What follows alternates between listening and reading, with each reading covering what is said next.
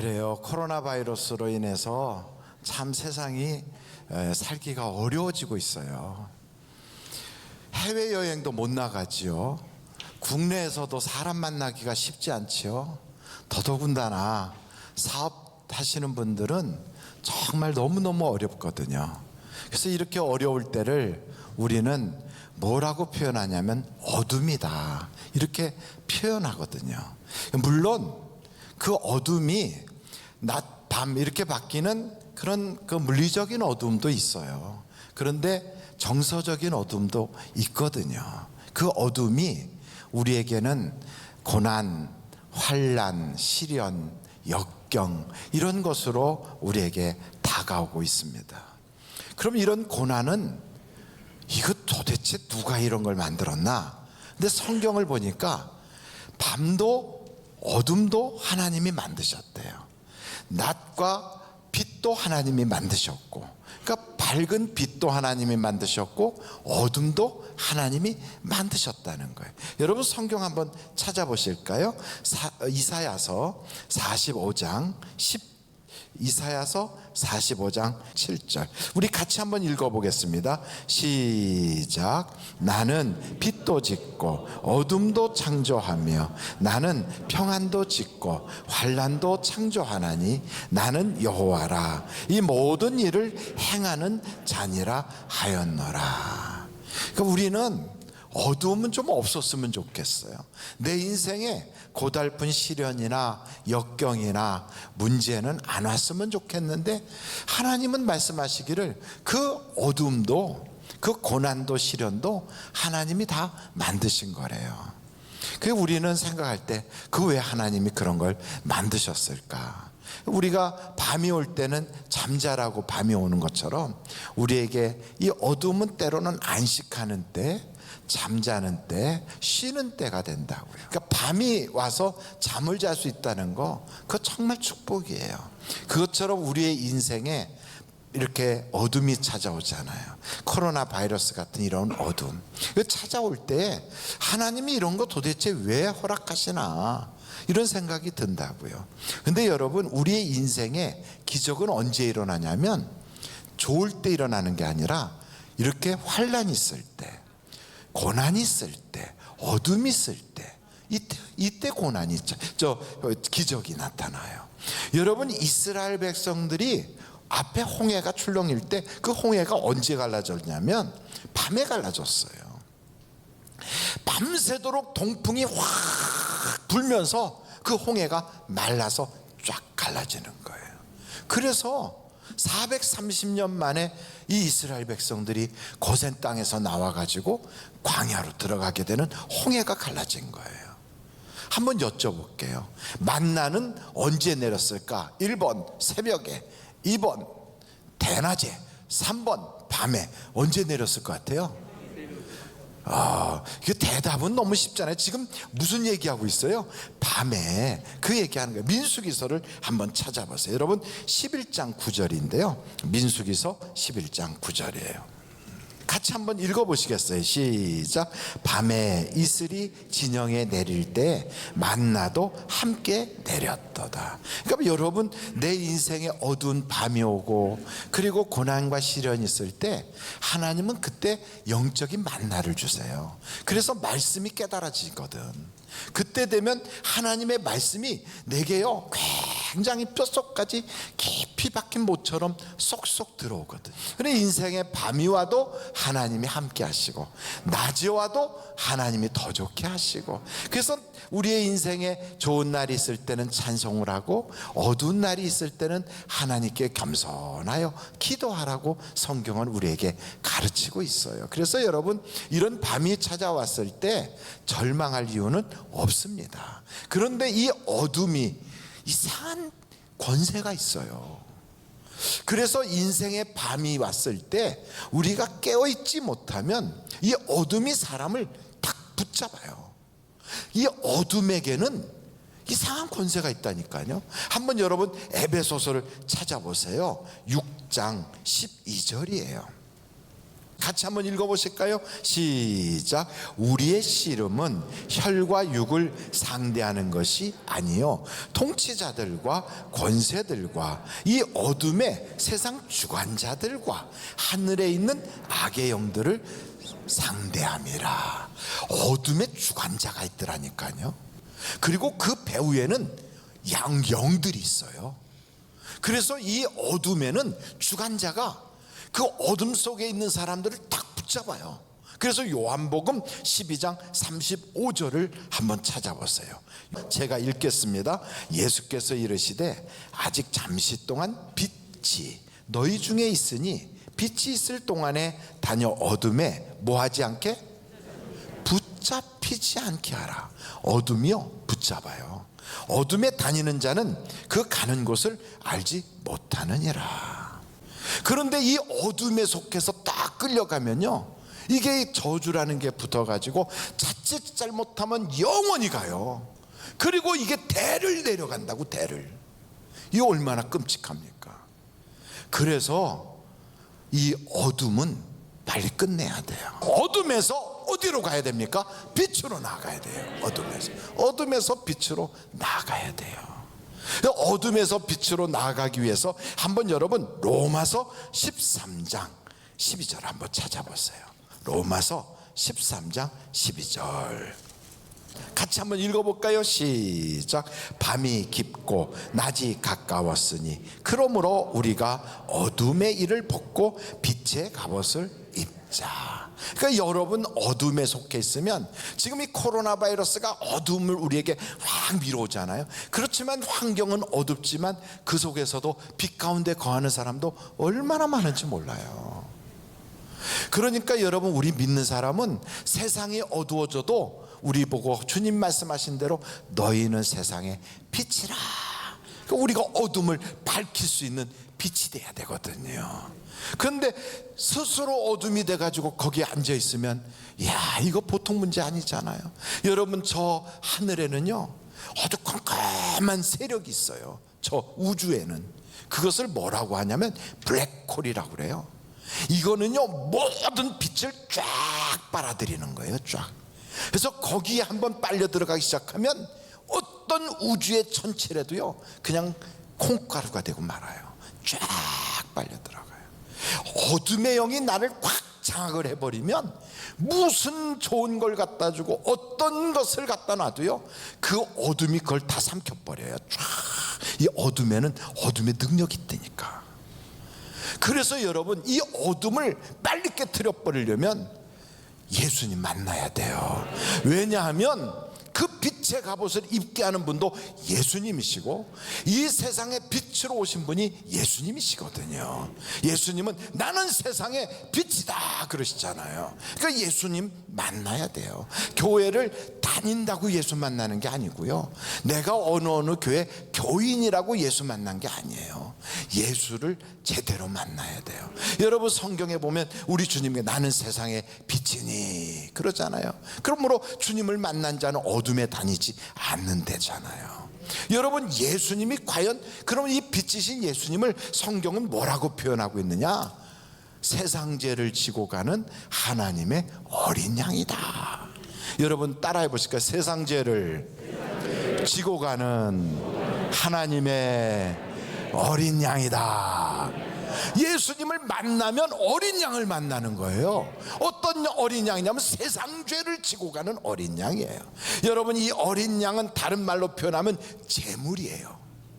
우리의 수많은 억만 가지 죄가 있어도요 그 죄 없는 어린 양을 잡아서 거기서 물과 피가 팍 쏟아져 나오는 순간 그걸 바라보면서 내 죄가 어린 양에게로 전가되는 거예요. 그래서 그 피로 인하여 우리가 죄사함을 받는 거예요. 여러분 이 어둠을 벗어나지 못하면 심판이 찾아오잖아요. 6월절에 보면 그 어린 양의 피를 바른 그 집, 문설주와 임방의 피를 바른 집은 그냥 지나가지만 이걸 바르지 않은 집에는 심판의 사자가 그 밤에 들어가서 애굽의 모든 초태생들을 첫 새끼들, 첫 아들, 첫 번째 출생한 것, 이걸 다 초태생이라 하잖아요. 짐승까지 이걸 싹 죽이는 거예요.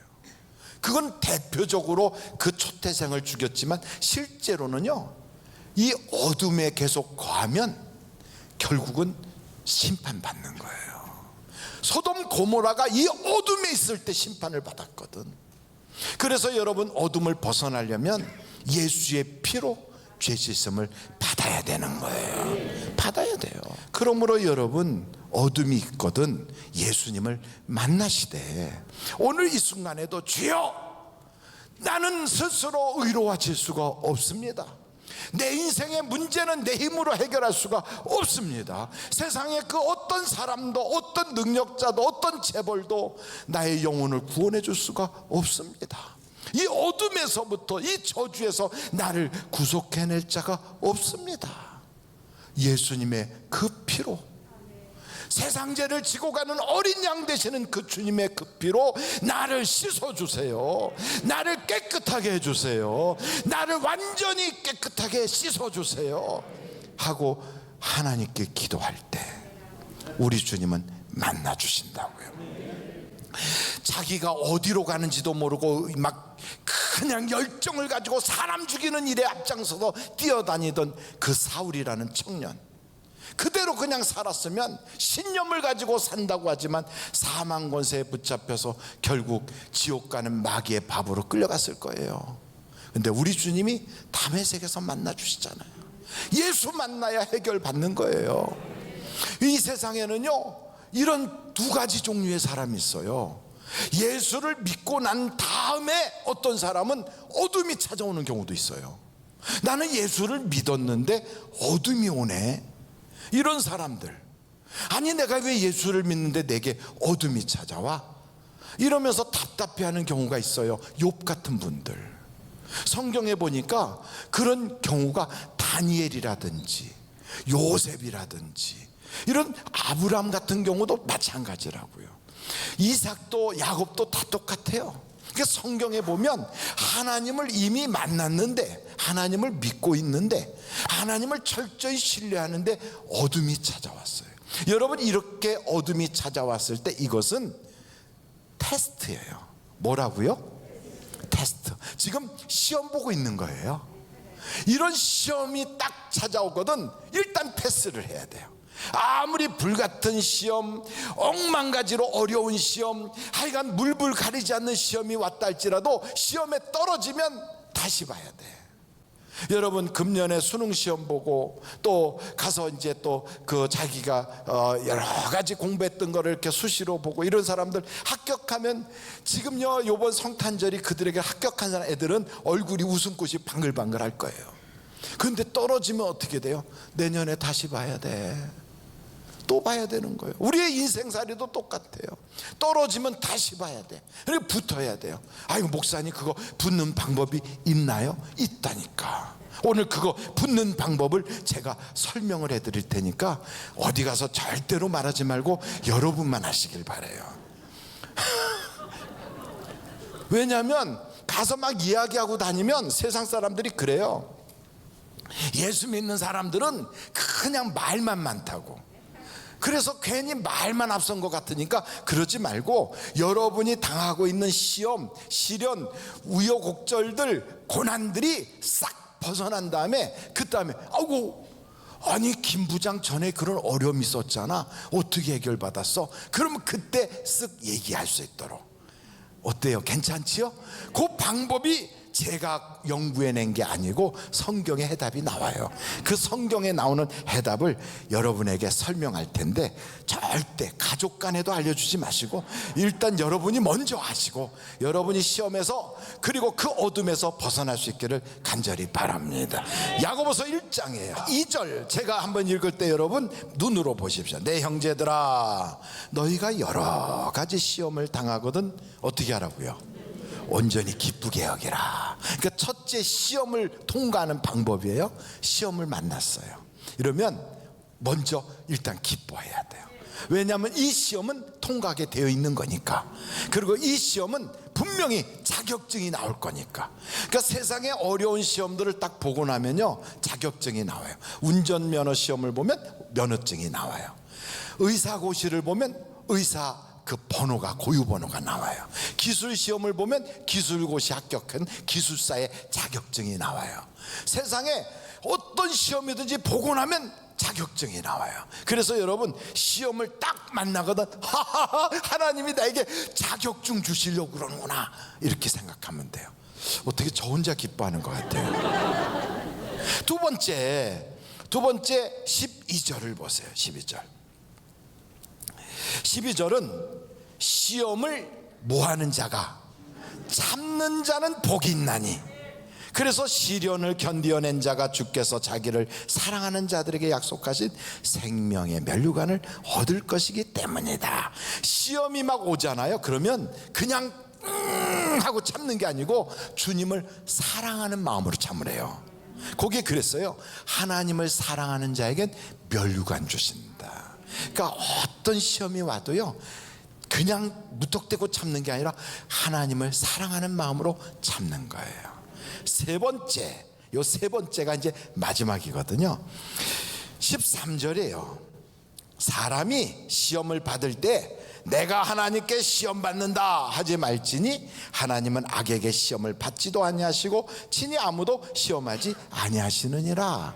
그러니까 이 말이 무슨 말이냐면, 시험을 지금 받고 있으면 나 시험 받고 있어, 나 힘들어, 나 죽겠어, 이런 소리 하지 말라는 얘기예요. 그럼 뭐 어떻게 하라고? 시험을 받을 때 자꾸 속에서 분이 나거든, 화딱지가 올라오거든, 그냥 기분이 확 뒤집어지거든, 세상 말로 뚜껑이 열리거든요. 그러면 그때 성내지 말아야 돼요. 여러분 19절로 20절 보실까요? 거기에 야고보서 1장 19절, 내 사랑하는 자들아, 너희가 알지니 사람마다 듣기는 속히 하고 말하기는 더디하며 성내기도 더디하라. 20절 같이 읽겠어요. 시작. 성내는 것이 하나님의 의를 이루지 못함이라. 그러니까 성낸다고 그 시험 통과하지 않아요. 그럼 어떻게 해야 되느냐? 그래서 여러분, 이렇게 막 흥분되고 힘들 때는 26절을 보세요. 26절. 누구든지 스스로 경건하다 생각하며 자기 혀를 재갈 물리지 아니하고 자기 마음을 속이면 이 사람의 경건은 헛것이다. 그래서 시험 당할 때 첫째, 온전히 기뻐하는 거예요. 두 번째, 하나님을 사랑하며 참는 거예요. 세 번째, 막 성내거나 나 시험 받는다 하고 떠들고 다니지 말고 입에다 재갈을 물리고 입을 딱 다무는 거예요. 그러면 우리 주님이 이렇게 보시다가 됐어 하고 옳다 하는 순간 생명의 면류관을 쓰는 거예요. 그러므로 여러분, 내가 주님을 만났고 믿고 있고 하나님께 봉사하는데 내게 왜 이런 어둠이 찾아오고 시련이 오는가 하고 우리가 그런 것을 가지고 의문 가질 이유가 하나도 없어요. 그것은 갑절의 복을 주기 위한 하나님의 역사다, 이 말이에요. 여러분, 어둠은 속히 벗어나야 되는데 어떻게 해야 어둠을 벗어나느냐? 다른 방법이 없어요. 기도해야 벗어나요. 기도해. 겟세마네 동산에 올라가셨던 우리 주님이 제자들에게 뭐라고 말하냐면, 내가 죽게 되었다, 나와 함께 기도해달라. 기도를 부탁해요. 여러분, 기도는 혼자 할 수도 있지만 기도는 함께 하고 더불어 해야 돼요. 기도는 다른 사람들도 같이 기도를 해줘야 역사가 빨라요. 그래서 우리 주님도요, 연약하여 십자가를 질 수밖에 없는 육신에 거할 때는 제자들에게도 기도를 부탁했어요. 그래서 저는 이번에 우리 하늘비전교회 모든 성도들이 어둠을 팍 차버리고 새벽이 깨워지고 우리의 인생의 100배의 복을 받게 하기 위하여 새벽 기도를 하자, 이렇게 정했어요. 왜 아멘이 여기에서 없나요? 정했다니까. 그래서 혹시나 못 오실 분이 계실까봐 새벽에도 5시에도 하고, 그리고 5시에 나 못 일어나나 이러는 분을 위해서 6시에도 하고, 그래서 제가 새벽 5시부터 하는데 10분 전 5시에 4명의 봉봉 사중창단이 여러분에게 머플러도 목도리도 만들고 세타도 입고 단체복을 입고요, 여러분을 위해서 찬양을 해줄 거예요. 오셔서 함께 앉아만 있어도 역사가 나타나요. 역사가 나타나요. 여러분, 오순절 역사가 일어나는 그 마가의 다락방에 집에 가고 싶은 사람들도 가고, 바쁜 일 있어서 그런 사람 갔어요. 그러나 안 가고 그냥 앉아 있었던 사람, 가고는 싶지만 남들 안 가니까 나는 끝까지 버티겠다고 버텼던 그 사람들이요, 120명이 남았을 때 거기에는 기도 잘하는 사람만 준 게 아니라 기도를 잘 못하고 눈을 껌뻑껌뻑하고 있었던 사람까지 성령이 막 강권적으로 역사가 나타났어요. 강권적으로. 그래서 때가 되면 은혜 받아야 된다고요. 왜냐하면 은혜의 때가 있으니까. 아무 데나 가서 받는 게 아니에요. 우리 주님이 이렇게 말씀하실 때도 있어요. 하나님은 어디든지 계시고 하나님의 성령의 역사는 어디서든지 역사할 수 있지만, 그러나 이렇게 말씀하세요. 너희는 예루살렘을 떠나지 말고 약속하신 성령이 오실 때까지 기다리라 그래요. 그러니 우리에게 정해진 우리의 성전들이 있잖아요. 예배의 처소들이 있잖아요. 하나님의 이름을 둔 자리가 있잖아요. 웬만하면 거기로 가는 거예요. 그게 안 되는 사람들도 있어요. 창원에서 오시는 분, 횡성에서 오시는 분, 부산에서 오시는 분, 그리고 저 여수에서 오시는 분들이 계세요. 그리고 저 일산이나 아니면 인천에서 오시는 분들도 계셔요. 그분들 보고 그 새벽에 막 위험을 감수하고 달려오라고 안 해요. 영상으로 찾아갈 테니까 탁 핸드폰을 열으세요. 그리고 거기에 이름을 딱 쓰시고 아멘 이렇게 넣으시라고. 그러면 제가 새벽 기도 때 김아무개 집사님, 이 아무개 권사님 들어오셨구나, 하나님 시공을 초월하여 역사해 주세요 하고 기도할 거라 이 말이에요. 아멘 아멘 아멘. 그리고 정해진 그 자리에서 여러분도 집에서 하시는 그분들, 일터에서 하시는 분들, 밤을 새워서 일하는 분들도 계시거든요. 3교대로 하셔서 못 오시는 분들도 계시거든요. 그러면 일하는 그 현장에서 아멘 하고 하시라 이 말이에요. 하시라. 목사님 저는 3교대 하는데 아멘 할 수가 없어요. 그거 올리면 사고 나요. 이런 분들도 계세요. 그런 분들은 다 끝나고 9시나 10시에 교대하고 그때 들어와서 보셔도 된다고요. 그런 분들은 특별히 이미 전도사님들이 다 파악하고 계세요. 그런 분들을 위하여 한번 여러분 마가복음 9장 29절을 보고 오늘 마치도록 하겠어요. 우리 한번 다 같이 읽어보실까요? 시작. 이르시되 기도 외에 다른 것으로는 이런 종류가 나갈 수 없느니라 하시니라. 이런 종류가 뭔지 아십니까? 이게 어둠을 주관하는 그 영이에요. 우리를 확 낚아채는 그 못된 그 어둠의 세력들이에요. 이 권세들은 우리가 착한 일 한다고 나가지 않아요. 예수님이 빛이 아니라서 사람들한테 비방을 받았습니까? 예수님이 소금이 아니라서 세상에서부터 비판을 받았습니까? 아니란 말이에요. 예수님이기 때문에 비판하고 막 그냥 공격을 했어요. 그러나 우리 주님이 부르짖어 기도하고 죽었다가 살아나시니까 그때부터는 원수들도 꼼짝 못하고 두 손 드는 거예요. 우리도 마찬가지예요. 생명 걸고 기도하면 여러분 가정의 저주는 떠나가요. 내게 하나님은 복 주시기를 원하는데 그 복을 못 받도록 계속 붙잡고 있는 낚아채는 이 어둠의 주관자들을 하나님이 몰아내신다고요. 이것은 내가 성경을 많이 안다고 되는 게 아니고요, 말 잘한다고 되는 게 아니에요. 기도밖에는 없어요. 기도밖에. 그래서 우리 주님도 기도하신 거예요. 이번에 100배의 복을 받는 새벽 기도는 그 주제가 벌써 100배의 복을 받자고 그러는 거예요. 금년표가 100배의 복을 받자거든요. 그럼 그걸 받아야지. 그걸 받고 금년을 넘어가야지요. 그건 뭐 내년까지 미룰 이유가 뭐가 있어요. 100배의 복을 받아서 우리의 새벽을 황금빛 새벽으로 바꿔놓자는 거예요. 그래서 완벽하게 그냥 간증이 터져 나오도록. 지난번 다니엘 기도 때도요, 얼마나 많은 사람들이 간증했는지 몰라요.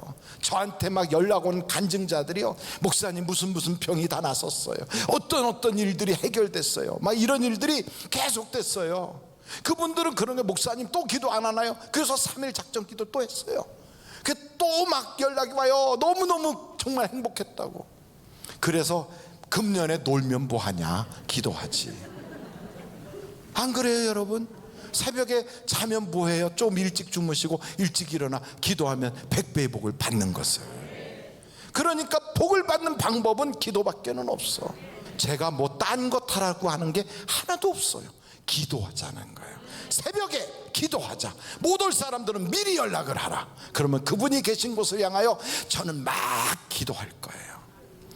사랑하는 성도 여러분, 황금빛 새벽을 만드시기를 주님의 이름으로 축원합니다.